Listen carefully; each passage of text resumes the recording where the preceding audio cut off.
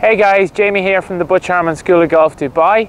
I've just finished a lesson with one of our juniors, and today I just wanted to talk about how best to get your skills from the practice area to the golf course.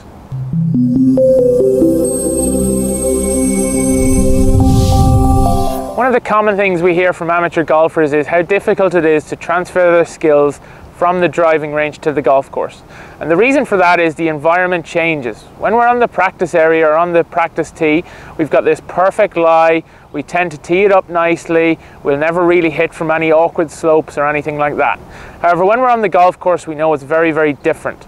And one of the things that you can do is alter your practice routine to help accommodate or help get used to those changes on the golf course. So what I'm going to do is talk you through one of the most important things, which is random practice. And random practice to me is practicing different targets, different lies, and experimenting a little bit with what you're going to do if you find yourself in these situations. I'm going to talk you through 3 different situations, and I'm going to have 3 separate different targets. My first situation is a simple desert lie. And what I'm going to do is I'm going to have a 7-iron shot, and I've got a flag across to the right of the range which I'm going to hit to. So I'm going to give myself 3 chances to get it on that target. There's no competition element to this part of it, although if you wanted to take it a step further, you could start to mark it in terms of direction or the shot itself. So let's give it a go. So desert lie, tendency I will have is to play it slightly back in my stance. The ball's actually a little bit above my feet too, and I'm going to try a swing from here.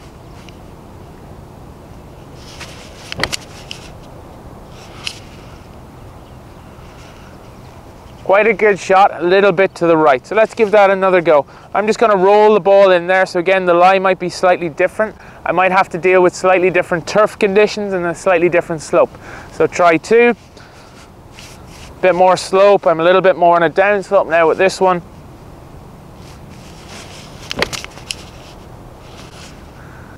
And that came out quite nice. Now pay attention to each shot, because you'll start to realize that the ball flight changes, the height of the shot changes, the curve might even change, and you might start to see tendencies from different lies that suit your game. Our next shot is going to be an uphill shot with a longer iron. So I'm going to use a 5-iron for an upslope back off grass. Okay, so here we are. We've got a 5-iron, we've got a big slope, ball is going to be above my feet, and I'm going to be angled up the slope. So I've changed club from my 7-iron to my 5-iron. I've changed the slope and the lie of the golf ball to a kind of upslope and ball above feet, and I've also changed target. And they're the 3 things that you're going to vary quite regularly. You want to change club almost every shot or every couple of shots. You want to change slope every couple of shots, and lie every couple of shots. And not to mention target as well. So target can be spread across the range. It doesn't necessarily need to be a flag. It can just be an area or a bunker that you can hit to. So let's try first one. First one is a pretty basic ball above feet, although it's a long way above my feet.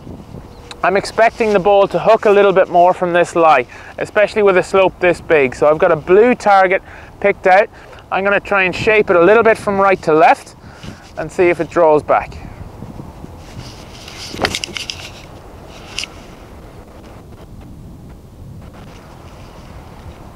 So that was very well struck. I was quite happy with that one, a very clean contact. However, on the next one we've got a bigger difference. We've got a little bit of a lie issue. It's now sitting down in a divot.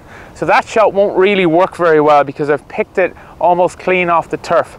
With this next one, I'm going to try it slightly different. I'm going to open up the face and try and play a more punchy shot down into the divot and see if we can get a nice strike from there. I'm expecting a little bit less curve on this one.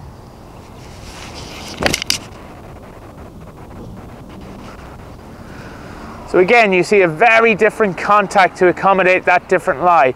And I kind of think of this like filling out a road map, because what you're doing is you're learning all these different roads or all these different lies and situations. And the more you can fill that out, the better. Our final shot is going to be a wedge. Let's go over and see how that works out.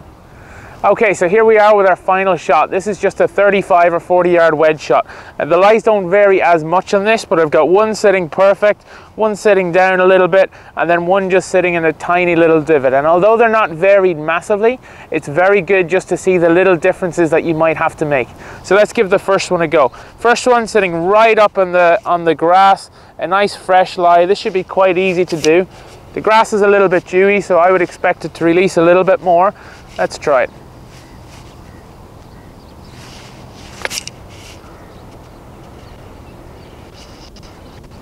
pretty good, a little bit far, so it's pitched pretty much directly at the flag. But like I said, because of that dew, it's run through a little bit more. Second lie, slightly different. Sitting in a small divot. Now this isn't the worst. I'm going to try and open up the face a little bit more and land it at the front of the green. Again, expecting just a little bit of release out on this one.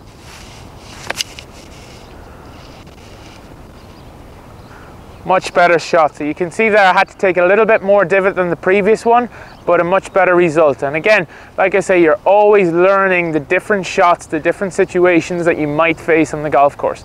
So try this when you're practicing next and see how that transfers into moving your skills to the golf course.